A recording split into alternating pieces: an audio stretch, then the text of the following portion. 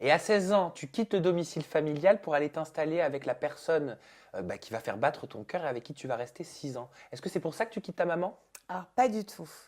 En fait, il s'est passé que ma maman a quitté son mari, donc celui avec qui je ne m'entendais pas, pour un autre homme. Ouais.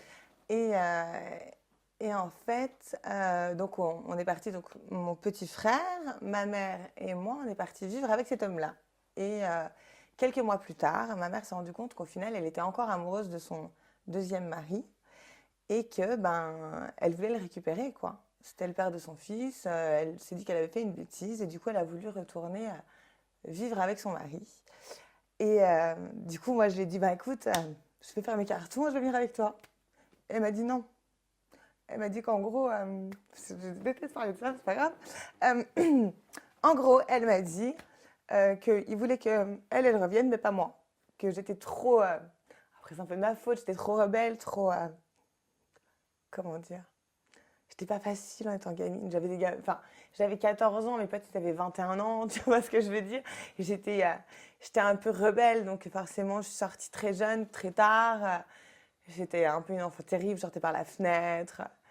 Bref, j'ai fait subir à mes parents vraiment des trucs difficiles. Mais ouais, je me suis retrouvée à 16 ans à vivre avec son amant, en fait, pendant le temps que je trouve un appartement. Elle m'a dit, tu peux rester là avec lui si tu veux. Moi, je pars. T'as en gros 3 mois pour te trouver une vie, quoi, à 16 ans. Donc en 3 mois, j'ai trouvé un travail, un logement, plein de choses, quoi. Et comment est-ce qu'on se sent quand on a 16 ans et que sa propre mère nous met dehors? Est-ce qu'on peut dire ça comme ça? Ah oui, elle m'a mis dehors. Mais elle le sait, enfin, on en a reparlé depuis, voilà, c'est quelque chose qui est dur à assumer parce qu'au final, quand tu as 16 ans, tu te dis que la vie elle est belle et que voilà, et que moi je sortais, j'avais l'impression que le monde était à moi, tu vois, que j'allais faire de grandes choses, que voilà. Et en fait, je me suis rendu compte très vite que la vie elle n'est pas aussi belle que ça et que ça sert à rien de passer sa vie à sortir et à croire que tout est beau. Il faut se donner les moyens de rendre les choses belles. Et je pense qu'au final, ma mère, elle m'a certainement rendu service parce que grâce à ça, euh, j'ai arrêté de faire ma petite princesse, que rien n'est grave et que j'avais pas envie de bosser à l'école et que j'avais envie de rien faire et que voilà, que la vie elle allait être merveilleuse parce que j'allais rencontrer un mec incroyable et que j'allais avoir une vie de rêve, tu vois.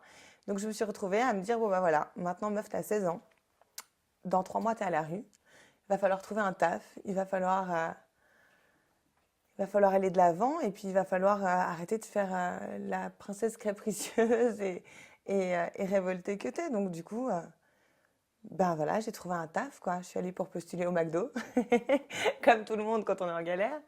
Et j'avais pas de diplôme, j'avais pas l'âge nécessaire pour vraiment taffer. Donc j'ai trouvé, enfin on m'a tendu la main en fait. C'est quelqu'un qui m'a tendu la main, qui m'a proposé un travail dans la maroquinerie de luxe. Et j'ai commencé à bosser en apprentissage. Et il était au courant de ma situation financière et voilà, il m'a un peu aidé à faire des heures supplémentaires, à faire pas mal de trucs pour avoir un salaire un petit peu plus étoffé, quoi. Mais si 15 ans après, ça te met autant les larmes aux yeux, c'est que c'est une période de ta vie qui t'a vraiment marqué. Ah, le sentiment de ce jour-là, oui. Ouais. Ouais, bien sûr. Je sens que t'en as encore, tu en conserves peut-être encore la blessure aujourd'hui. Oui, ben, bien évidemment, mais Ça te touche. oui, mais bon, c'était il y a longtemps. Oui, mais justement, 15 ans après, ça te touche encore. Là, j'ai eu l'impression de te voir revivre ce que tu ressentais à cette époque. Je sais pas. Je sais pas, je sais pas. T'en as reparlé avec ta maman des années après, avec du recul? Oui, bien sûr. Mais en fait, j'aime pas en parler, Oui. tu vois. Si je vais trop loin, je veux vraiment que tu me le dises, hein. Oui. D'accord? Non, ça va, ça va. Non, c'est juste que En fait, j'ai fait le deuil de tout ça, Oui. mais que j'aime pas en parler parce que j'ai l'impression que c'est comme si j'allais m'apitoyer sur mon sort, tu vois.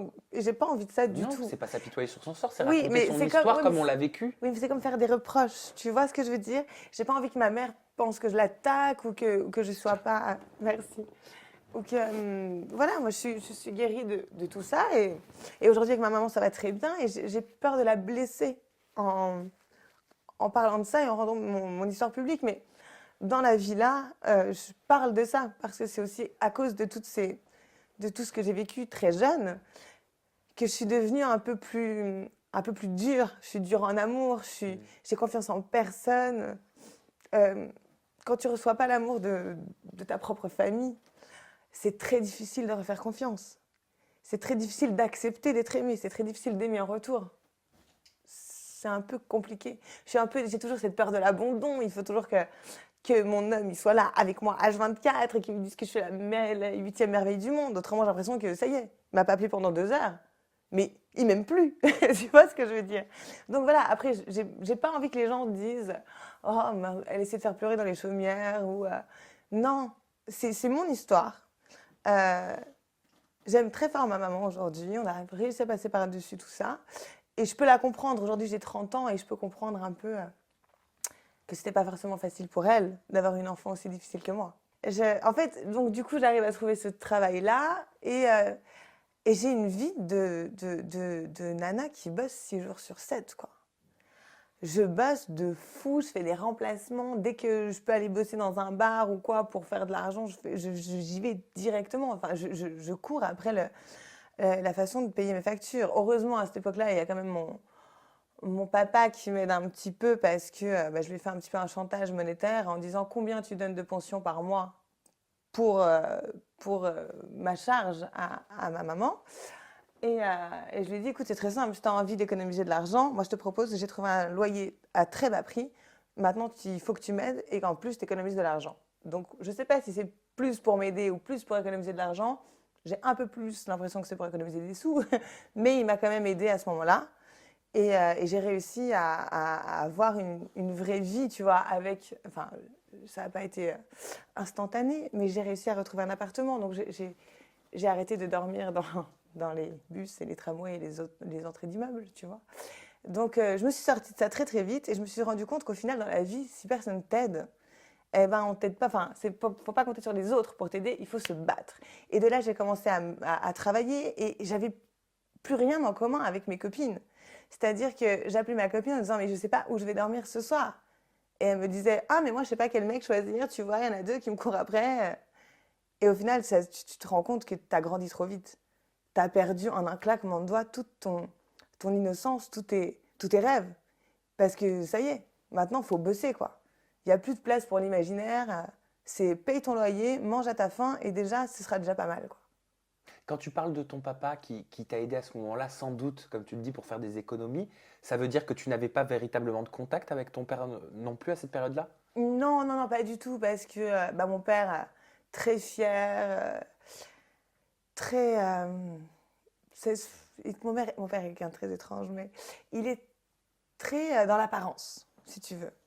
Il a très bien réussi sa vie, il a beaucoup gagné d'argent. Et du coup, pour lui, si tu veux, cette explosion familiale, c'était un échec, mais vraiment qu'il ne supportait pas. Et plus il me voyait grandir et plus il voyait qu'il n'avait pas la main mise sur moi pour me faire devenir ce que lui voulait que je devienne. Mon père, pour lui, il fallait que je devienne avocate ou quelque chose, je sais pas, traductrice, tu vois, quelque chose de... C'était le paraître, quoi, qui comptait. Ouais, non, mais quelque chose de bien, quoi. Lui, il s'est battu toute sa vie pour devenir quelqu'un. Il fallait que je devienne à mon tour quelqu'un de bien, de droite, Voilà. Et pour ma mère, il fallait que je devienne une star. Et du coup, c'était un peu compliqué parce que quand j'étais un peu à l'école, que j'essayais d'avoir de bonnes notes, ma mère me disait non, mais de toute façon, tu te fatigues pas. Hein, j'aurais de toute façon jamais l'oseille pour te payer l'université. Donc, te casse pas la tête, quoi. En gros, c'était le message. C'était sois belle. À 13 ans, elle m'a inscrit à une école de mannequin. Tu vois ce que je veux dire? Donc, Pourquoi? Parce qu'elle en rêvait, elle? Tu penses qu'elle vivait son rêve par procuration? ah, mais ma mère, son rêve dans la vie, c'était de devenir Claudette. Elle a eu 16 ans, Claude François est mort, mais j'ai cru, elle-même a cru qu'elle allait partir avec lui, quoi. Elle voulait être Claudette, elle voulait être sous le feu des projecteurs. Ma mère, elle a un sens artistique, quoi. Même aujourd'hui, je sais pas, à 56 piges, elle a envie de sortir un disque. Elle est tarée, mais je l'aime, tu vois. Non, mais c'est bien. Mais elle est complètement à la masse, tu vois. Mais c'est ce qui fait d'elle ce qu'elle est, et elle est touchante à cause de ça. Je l'adore. Elle est perchée. Mais du coup, c'est vrai qu'elle a beaucoup remis ses idées de paillettes enfin, moi, à la base, je m'en fichais pas mal d'être mannequin ou quoi. Après, voilà, j'ai commencé à être mannequin à l'âge de 13 ans. À 14 ans, ils ont commencé à vouloir m'emmener à Paris, à Milan, pour faire un bout professionnel, pour partir à l'étranger, avoir une vraie carrière. Et, euh, et moi, j'ai refusé. Parce que ça venait dire que j'avais pas mes potes. Et si j'avais pas mes potes, j'avais pas ma famille. Donc c'était bizarre, tu vois. Et j'ai pas voulu. Et c'était une énorme déception pour elle.